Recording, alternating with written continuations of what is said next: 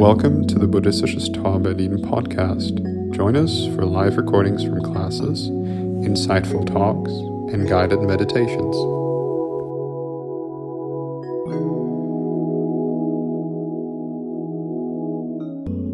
So it's great to see so many people here. I keep wondering each week, when is the summer holiday happening and we're just going to have 20 people here, but it hasn't happened, has it? No. So every week there's just loads of people, which is fantastic. It's more on the team, isn't it, that we're having holidays and there are fewer of us. So we're a team of 6, the core team. And just to give you a little behind the scenes view of what that's like, Lalita Ratna described it this morning as ad hoc in terms of the subjects that we explore and the talks that we give. So it's not that we have this great plan of how we're going to teach every week for the year. It's more that people just teach from their inspiration. So what we say in these Saturday morning classes, we're just looking at what we're inspired by week after week and talking about that, sharing that, which is really good. But it could be that sometimes you come one week and you hear about the 4 Noble Truths. The next week you hear about 1,000-armed Avalokiteshvara, this image we've got on the shrine. So, but if you keep coming, we cover all the bases, I think, in our own way. But something that has happened in the last 2 weeks and also next week as well, there's been this unplanned coincidence of people's inspiration, which is really nice when that happens. So last week, Tara Parlita was here. I was away, but he was here talking about images. That's right, isn't it?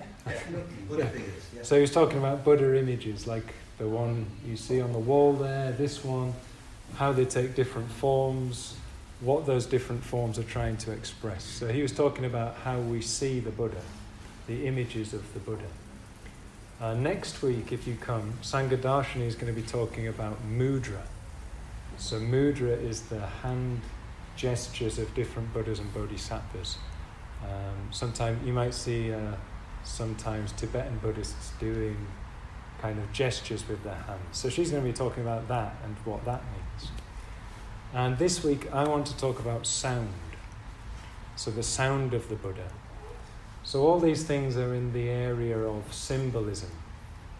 So rather than talking about teachings in a more conceptual way, we're exploring Buddhism over these weeks. For some reason it's come together through symbols.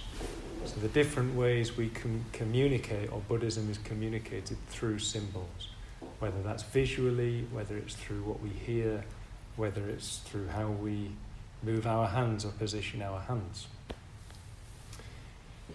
So I think it's really good that we do that, because often people can have the idea that Buddhism is more of a philosophy, is philosophical. It gives you a way of thinking about the world and about yourself that's helpful. And Buddhism does offer that. But it doesn't just offer that. So Buddhism also speaks not just the language of, say, the intellect and the language of reason. Buddhism also speaks the language of symbols. It speaks, if you like, a language of the depths, a language of the heart, or a language even of the guts. So some of these symbols, the idea is not that we think about them or they make us think about things in a certain way. The idea of these symbols is that they move us, kind of move us emotionally. They even kind of stir the depths. They communicate through the language of symbols and images to something that is deeper within us, and for a lot of us harder to access. To make a sweeping generalization, most people in a Western modern culture are head people, to just use a quite coarse expression. So we think a lot. It's how we relate to the world. It's brought us many benefits and advantages, but maybe in older cultures and in different cultures, there's more this language of symbolism. So it's important that we kind of explore both reason and emotion, imagination. So that's what we're doing in these current weeks. So I wanted to talk about sound, the symbolism of sound in Buddhism. And I had a title for the talk. If you are on the WhatsApp group, you might have read it. So the title is Beating the Buddha's Deathless Drum. Beating the Buddha's Deathless Drum. So I haven't made that up. That's something that the Buddha himself said about what he did. So just after the Buddha's enlightenment, when he has this profound breakthrough, complete freedom, the end of suffering and transcending the human condition, he sets off on his way. He wants to communicate to other people what has happened to him and how they can also experience the same thing. And the first person he meets, they sort of ask him, what is he doing? Who is he and what is he doing? And he says he's going to teach people. He said, I'm going to teach a blindfolded world, a world that is blind, by beating the deathless drum. He's going to teach people by beating a deathless drum. So what does that mean? What is this deathless drum? I was just thinking, shall I ask you? but no, let's not do that, because that would be interesting, wouldn't it? Just like, what does that mean? First of all, what is the deathless? And why is the Buddha using that language alongside this metaphor of sound? We could talk about that for quite a long time, probably. Explore it from different angles.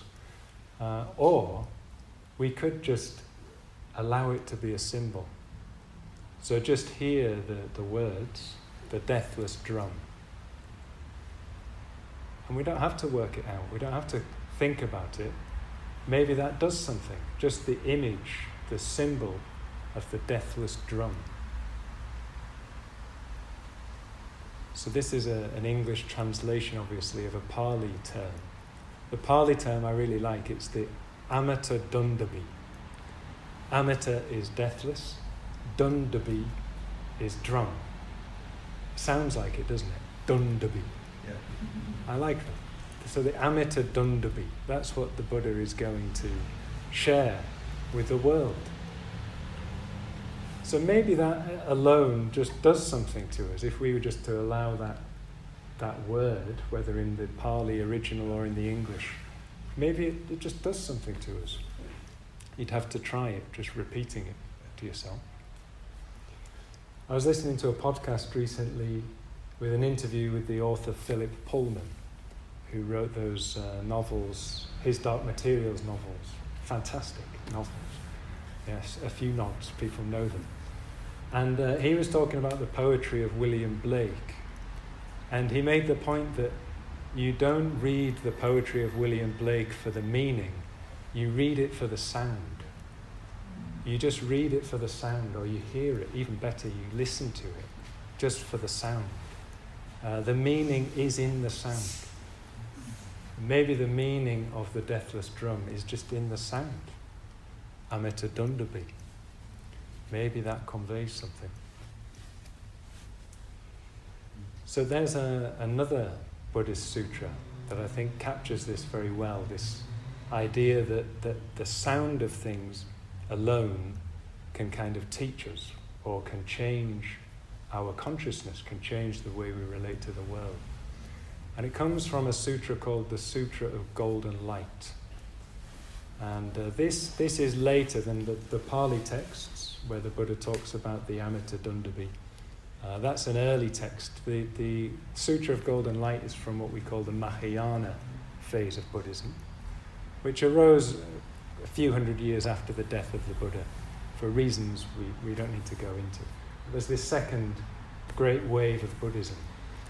And the sutras from that period of Buddhism are what we might describe as being quite cosmic. So rather than being just about the historical Buddha, the people he meets, the things that happens, sometimes they can actually be quite cosmic too, the Pali texts, but less so. Whereas these Mahayana texts kind of mind-blowing. Yeah? So in this Sutra of Golden Light, there is a bodhisattva. So somebody who's practicing Buddhism not just for themselves but for the benefit of everybody. And his name is Ruchiraketu. I can't remember what it means. Something to do with a comet or a... Yeah, I think it's charming. Charming. Charming comet. Okay, so that charming comet. Okay, it's a nice name. So Ruchiraketu is this bodhisattva, and he has a problem. So he's got this question. And the question is, how is it possible that the Buddha only lived until he was about 80? That's his problem. So in his view, in his kind of world view, a Buddha arises after spending countless lifetimes, and by which they mean countless, not lots or like a million, but countless, so many you can't count. They've spent countless lifetimes practicing the principle of non-violence or love. And it's said that if you practice non-violence, then your lifespan extends. So if he has spent all those eons practicing this precept of loving kindness, how is it that he only lives for 80 years? So this is Ruchiraketu's problem. It's not a problem for us necessarily, is it? I'm sort of not that interested in that problem. But for him, this was a major issue, and he didn't know what to do about it. So he's really confused. And one day, he's turning the problem over in his mind, and as he's doing that, suddenly the four walls of the room around him start to expand. Yeah? So the room just gets bigger and bigger. And the walls turn into all kinds of precious gems, different colours and light. And on the four sides of the what is now giant room appear four giant Buddhas, all different colours, shining, bright, light pouring out of them. And then he knows the answer. So it's not that anyone tells him anything, but just this vision that opens up. He realises, I'm thinking, what I think the Buddha is too small. The vision has opened all that up. But then what happens is he falls into a deep sleep. So he's laid on the floor in a deep sleep with all this stuff going on around him. You can see, you don't need ayahuasca in Buddhism, do you? You just need the sutras. And to have your imagination open, and it's all there. So he falls asleep. And what happens up in the sky, there's this huge golden drum. It's a drum, but it's also like the sun. And it just starts to beat. So the drum just starts to boom, boom, boom. And there's a kind of shamanic figure there, an old man, just beating this drum. Doo, doo, doo. And the whole of the sutra is the kind of expression of the drum. So what the drum is saying is, if you like, the rest of the sutra, or the main part of the sutra, which are all these poetic verses about the Buddha, about the nature of enlightenment, about everything that gets in the way, how to remove all the obstacles. All that comes out of the sound of the drum. So again, it's symbolic language, the communication of Buddhism through symbolic language.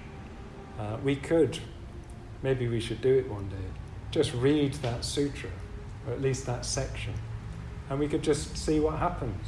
You'd be using your imagination, the images, but also the fact that this drum is beating, and the teaching is coming from the drum. Cosmic. Told you. Yeah. So, what this means is that, we as people exploring Buddhism can open our ears. Yeah? So not just opening our minds in terms of intellect and reason and listening to what we have to say here and does it make sense rationally, but also opening up to these symbols, whether images or sounds. And that's always been a part of Buddhism. So throughout 2,500 years, this has been a part of Buddhism. Particularly if you think of the early days, So when the Buddha taught, everything was done orally, so through sound. So the Buddha, as far as we know, could not read and write. He never wrote anything down. We don't have Buddhist texts that have been written by the Buddha. He taught by speaking, and people listened. And the people listening, they remembered what he said, and then they told other people by telling them orally. And they listened, and that went on for hundreds of years. So the teaching was preserved as an oral tradition. People would gather around together and they would just chant the things that the Buddha had said. And they would learn what the Buddha had said just by chanting it out loud. And this is still something that we do in the Buddhist world. So this idea of listening wasn't just like one thing among other things that people did. It was the thing. It was the most important thing, was that people could listen and hear and then remember and then speak. Yeah? So everything was communicated through sound at first, or mostly through sound. So it's quite hard to imagine that, isn't it, in our culture? Speaking for myself, like I listen to things, I listen to talks, but I read a lot more than I listen. And I read things and then I put the book back on the shelf and I sort of forget about it. Yeah? Sometimes I deliberately memorize things, and that's good to do that, but not very often. Whereas if I had to remember everything, so that I'd heard it, remembered it, and be able to say it, I wonder what that would be like. We've got that lovely expression in English, learning things by heart, for when you remember things, learning things by heart. So maybe if we do that, things go more into the heart, out of the head into the heart, and they're kind of embodied there, aren't they? So I know myself, the things I do know by heart, you take them everywhere. Like I can recite something and it's just here. Yeah? It always amazes me when I watch musicians play like some super complex Chopin piano piece without any sheet music, and it's like 12 minutes long or something. And they know it all by heart. It's amazing, isn't it? So, this has been a key skill, yeah, of Buddhists throughout the ages, to remember things, to learn things by heart. So there's always been this emphasis on listening, so being able to listen. So I'll share a teaching with you, a traditional teaching, comes from the earliest texts, and that's the teaching on the 3 levels of wisdom. So if you like, wisdom is one of the ways we can talk about the aim of Buddhism, to develop the wisdom of a Buddha. And this teaching is developed where there are 3 levels of wisdom. You start in one place, then the next step, and then the next step. The first level of wisdom, the foundation of wisdom, is Shruta Mayi Prajna, which means listening, the wisdom of listening. So that is the fundamental ground, the basis of wisdom. So it means, like I said, that we're able to hear, we're able to listen and to take in. Yeah? So that obviously requires some preparation to do that, doesn't it? So we need to be in the right state. Do you ever get that thing where you're listening to music, but it's sort of on in the background, and you just forget about it, or you're not even aware that it's there, and then suddenly you're back and, oh yeah, it's now halfway through the album or whatever, and I'd not even noticed. So that can happen, can't it, when we come to the Buddhist Center and we're listening to a talk. It's putting you all on the spot now. It's like, are we listening? And a lot of that is to do with preparation. It's probably why we meditate first and then have the talk, so that we've come here, we've settled, hopefully we're a bit more still, and then we can listen better. Yeah? We also have the tea break, which is loud and energetic, But maybe that's helpful too in terms of our capacity to listen.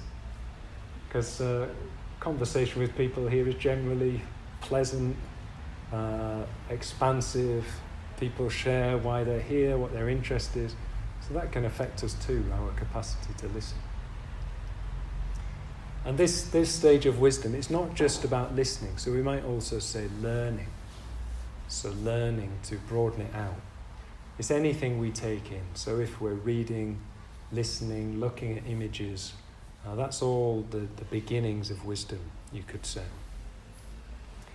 The second level of wisdom is chintamaya prajna, which is reflection. So reflecting. So we don't just listen, we don't just read, we also reflect on it. So I gave the example of putting the book away and kind of forgetting about it. But it would be good. It would be good for me if when I read things, I spent more time afterwards reflecting on it. You know, what does it mean? Does it make sense? What do I think about it? But also, what do I feel about it? What does it do to me? So this reflection, again, is a really important part of Buddhism and developing wisdom. If all we do is listen and take things in, it doesn't really do much. It's like if you're an artist and you buy a load of canvases and paints, and that's it. Nothing happens, does it? You need to work. You need to do some work with it. So it's the same with Buddhism. We take things in, we learn, we listen, but then we do something with it. We reflect. We see what it means to us, what it does to us. I think a really important part of that, just to broaden it out again, is discussion. So I know myself, I can think about things and get ideas about things, and then I can speak to somebody else about it, and they've got a completely different interpretation of it. And that's helpful, because together, if we discuss, we can clarify even further. Maybe other people can have perspectives on things we don't have. So we've got listening or learning, we've got reflecting and discussion. The third stage, the last stage of wisdom, is meditation. Bhavanamaya prajna. So meditating on what we have learned and what we've discussed, what we've reflected on. We take that into meditation. Yeah? That doesn't mean we go into meditation, think about it. It means we take it into another sort of space. So a space where we don't have to think anymore. We just allow what we've taken in to unfold. So when I'm talking about the golden drum beating in the sky, we can listen to that. You can have that image. You might reflect on it. Well, what's the significance of an image of a drum in the sky being hit by a shaman in the context of the sutra? But then we go into meditation and we just sit and we see what sort of emerges, what develops. Bhavana means something like becoming. So what becomes? If we give things space, what grows, what emerges in our whole being? Not just our reason, but our whole being, our whole imagination. What then comes, what emerges? And it might be that sometimes we get flashes of insight, flashes of wisdom that come in relation to what we've taken in. Might be that we don't realize that anything has changed, but something has changed in us. If we give things space, it's a bit like we put all these pieces, or ingredients, let's use a cooking metaphor. We put all these ingredients in a pot, and the meditation is like putting it in the oven, and something can transform. Yeah? But we might not always see the difference. Other people might see the difference, but not necessarily us. Anyway, so all that's to say that listening, if listening is the first one, then it's pretty important, isn't it? Listening and hearing is the foundation of wisdom. If we listen, then other things can happen. Other things become available to us. Reflection, meditation. contemplation. It's more like contemplation.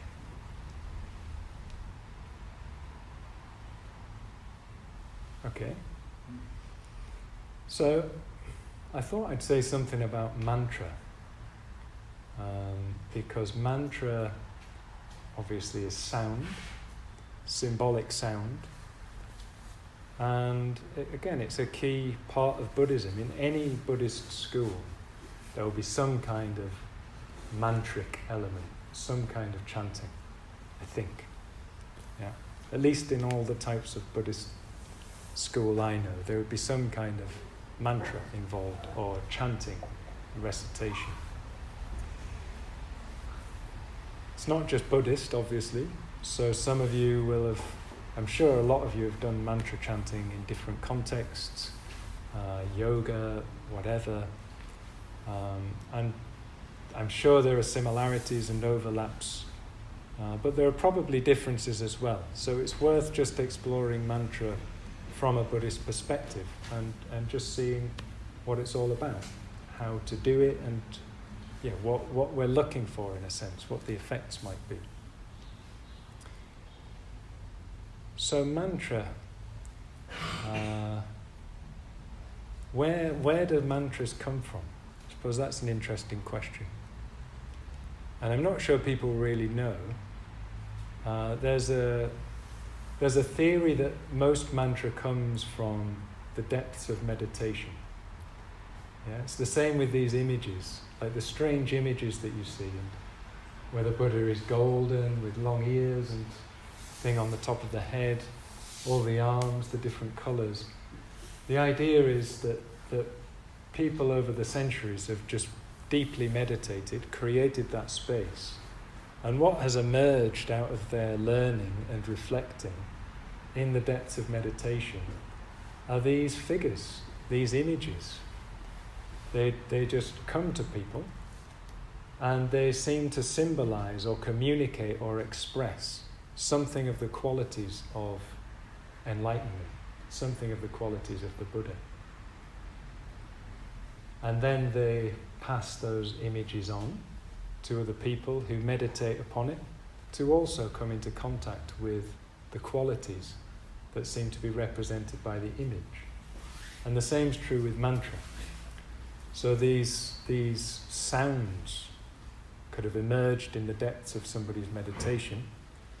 They then taught that to somebody else, and when they recited the same sound, made the same sound, they also came into contact with the same qualities of enlightenment as the other person.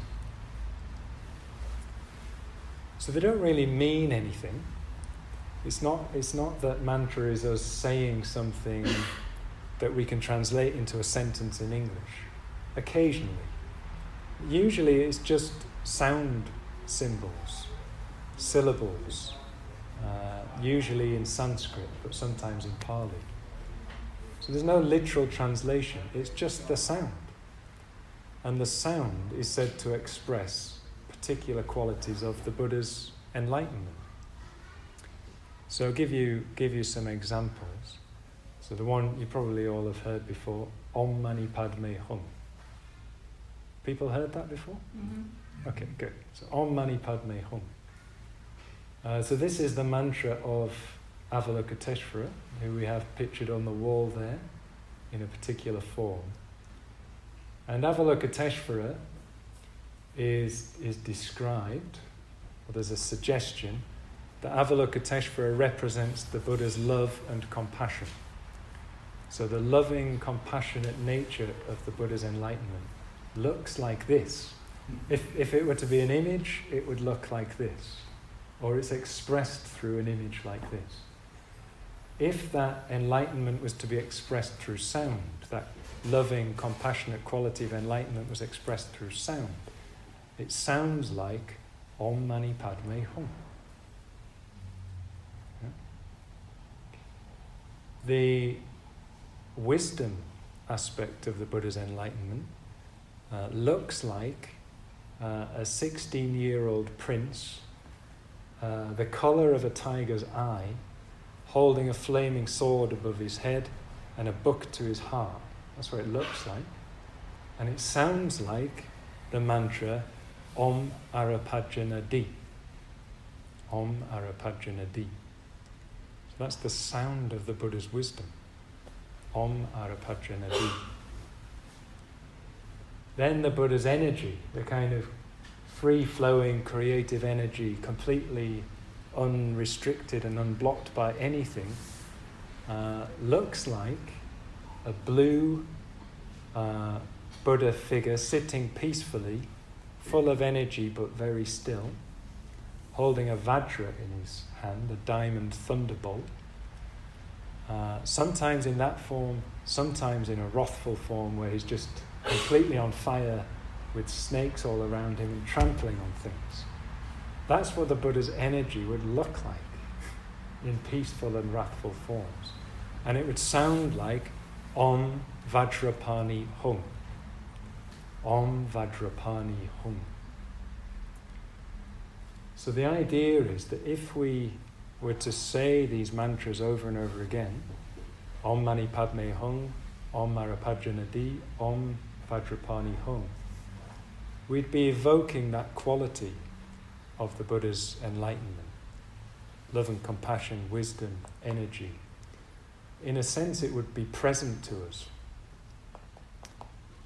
This is the other thing with mantras and tradition, is that there's some link between the existing magical traditions that say if you say the name of something, it has to appear.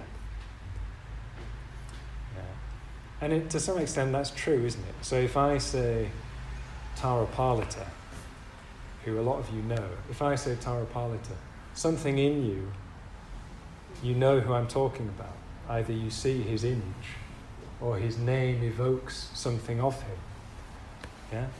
So it's the same with this, Om Mani Padme Hum. The Buddha's love and compassion is kind of here when you say that. At least you're in connection with it or open to it. So that's how mantra works, is we're evoking these qualities through sound. We're coming into relationship to those qualities through sound. Just as we come into the quality of the Buddha's wisdom through rational thought and reflection. That's another method, and mantra is another method. So what I thought we would do is try doing some mantra together. So this can be an individual practice, it can be done out loud, it can be done in silence, but it can also be done in a group. So how we're going to do it, we'll chant a mantra. I'll start us off, and traditionally you let the leading person do the mantra twice. So Om Mani Padme Hum, Om Mani Padme Hum, and then everybody joins in. Yeah? And we'll do it for a few minutes. And this corresponds to the first level of wisdom. Yeah? So we're going to be chanting, but when we're chanting, what we're really doing is listening. So even though we're doing something active, the idea with mantra is that it's a receptive thing. So it's not that we're chanting the mantra. It's more like the mantra is coming through us, and we're just going to listen to it. Yeah? So we're listening to the mantra, even though we're chanting. And then we'll just do it for a few minutes. And when I say listen, it's like listen to the sound externally, but also listen internally. So what does the mantra do to your body vibrationally? Where do you feel it in the body? And a little tip when you're chanting mantra, watch what your head does on your neck, right? Because sometimes people put the chin up when they're chanting, because we're putting the words out there. But it's said that there's a certain shamanic tradition that says that this point here is known as the ancestral gate. I really like this. So this is where the ancestors can come. Maybe we can transpose that into a Buddhist context and say maybe that's also where the Buddhas can speak to us or something. But just try to keep your head relaxed on your neck. And then we'll chant, we'll listen, we'll see what it does. And then we'll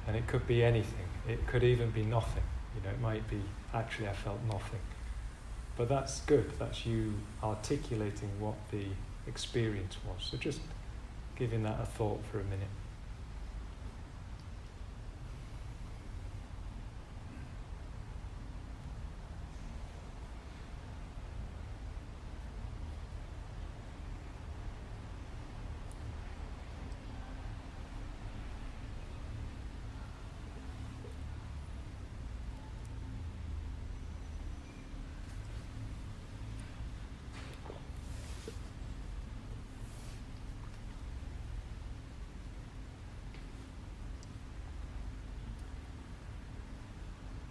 Okay.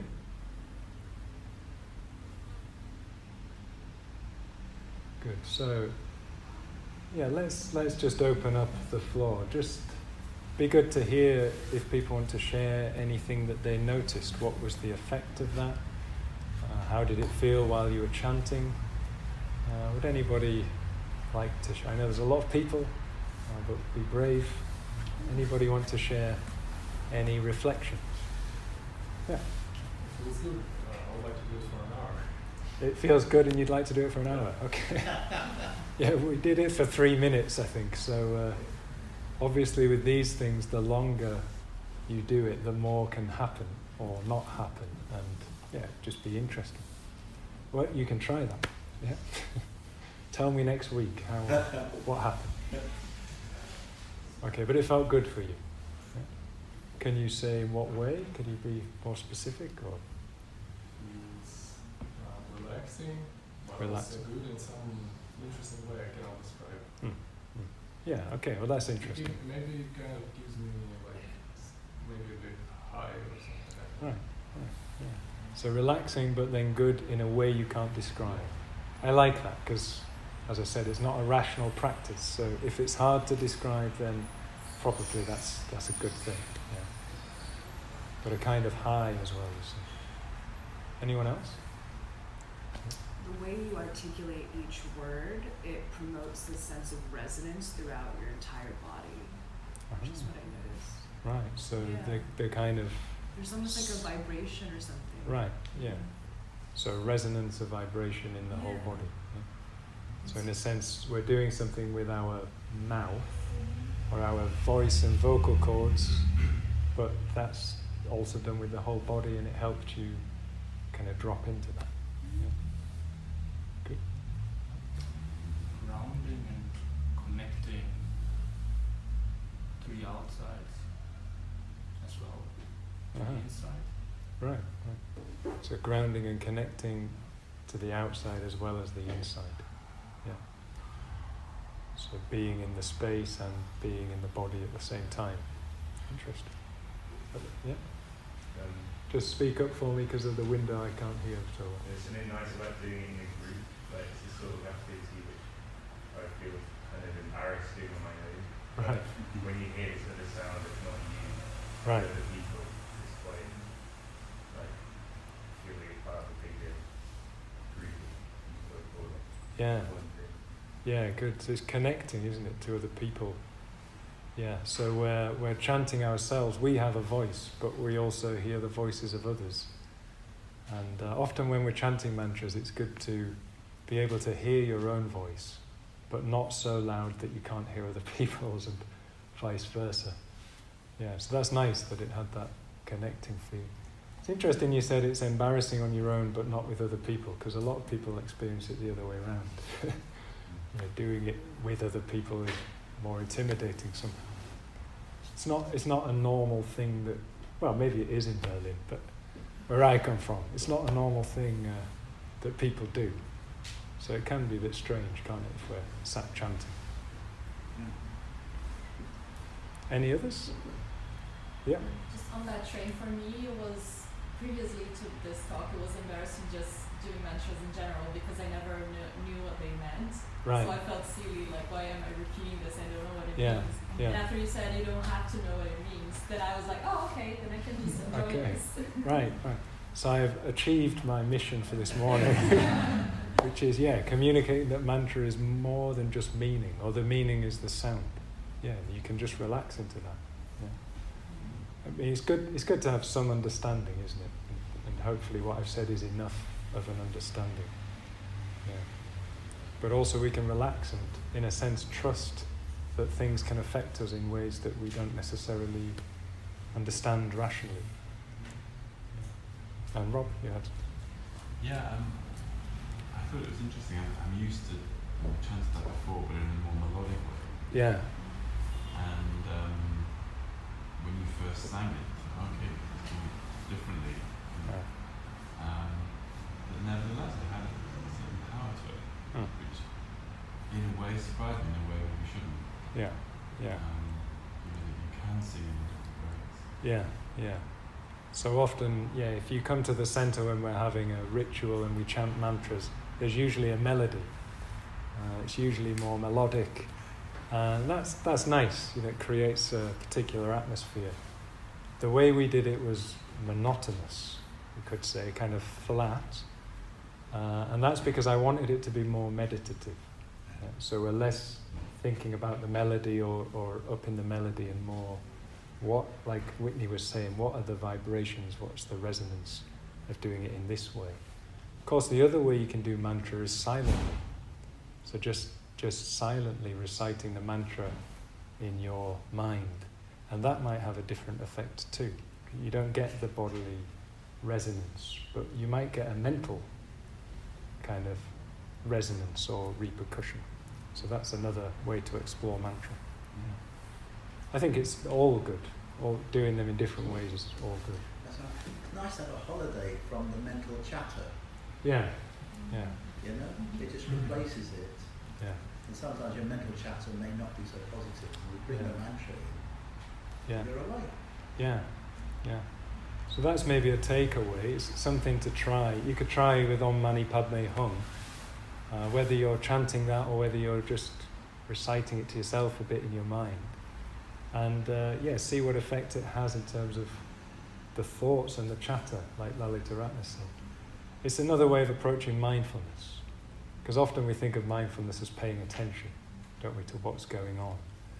And if we pay attention to things, then the chatter will die down. But it might be that if we do this kind of activity, that in itself clears things away. And then when we stop doing it, maybe there's more of a stillness. So it is a traditional mindfulness practice. So you're always having in mind, in this case, Om Mani Padme Hum, the quality of the Buddha's love and compassion.